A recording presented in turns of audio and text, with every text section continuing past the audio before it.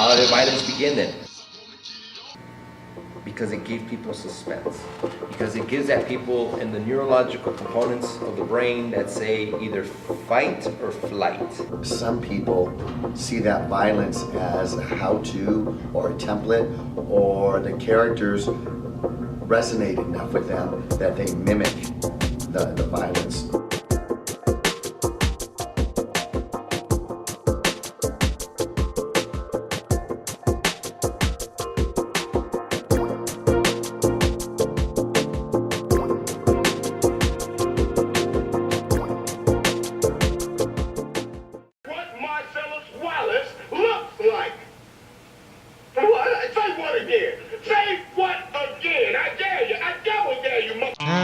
Movies.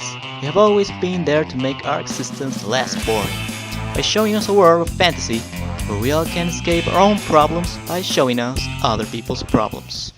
Today we're going to analyze why graphic content like violence, sex, and strong language has always been part of entertainment by itself. With the help of our two experts today, Professor of Film Studies Ramon Villa and Senior Lecturer at the Department of Digital Media and Communications, Professor Robert Gutierrez. At some level, psychological level, there's influence. Because in the very least, violence on screen creates instruction. You need that empathetic component to really grab people and to make them believe they're in the movie. And so violence is something that helps them understand if they're involved in the character. So what are we talking about when we hear the word violence? Normally, when people talk about violence, they talk about things like murder, rape, or a fist fight. And things like that does occur in the films. But when we talk about violence in a general way, we are referring to any action or behavior that seems harmful or that can potentially cause some harm. And as David Slocum mentions in his book Violence in the American Cinema, harm can be physical, psychological, or even social. So we're talking about anything from Arnold Schwarzenegger going on a killing spree to Kermit the Frog just yelling to the Cookie Monster. Anything that is sort of conflicting is violence in a way. There was acts of violence there from not humans, but even nature. Raining, taking away supplies of food for 3-4 months, that's a violent act that nature can do to human beings back when there wasn't civilizations.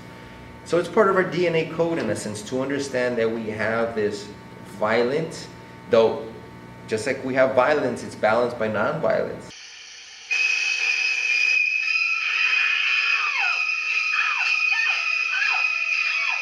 There's something sick about us that likes conflict and physical confrontation and verbal confrontation and problems, because films make us feel good. Dang, I thought my life was a mess, but shoo, those characters, man, they're messed up. So there's a draw in violence. Draw means that you're drawn to it, because it allows us to live vicariously through those characters.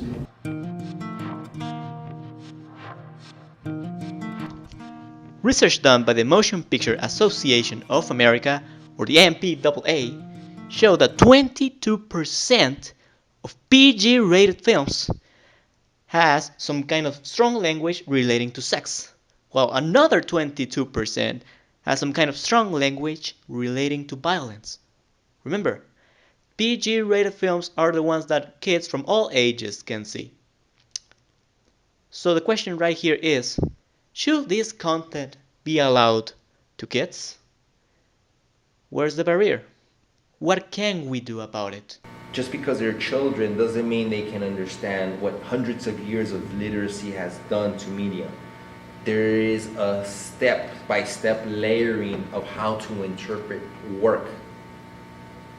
Now, because even parents can be with children in a rated R movie, it doesn't mean that they're both understanding what's going on. Just because one's 18 or 21 and they have a kid, it doesn't mean they understand what the media is, just because they're an adult. Studies show that when the children see a violent act that is done by adults in front of them, they will personify the same violence towards that same thing. Well, And we know that from science. We've studied this. This is what we call a cultivation theory by George Gerbner.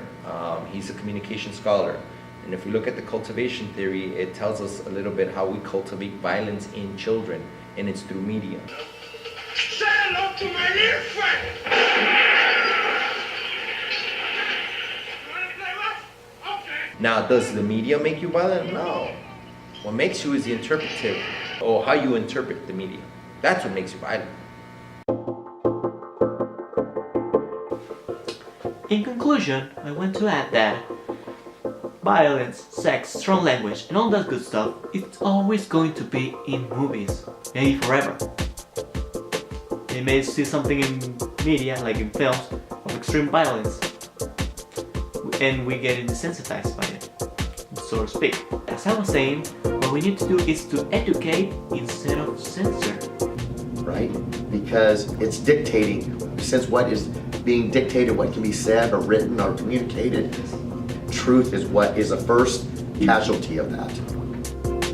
I'm Jorge Villarreal, and thank you for watching.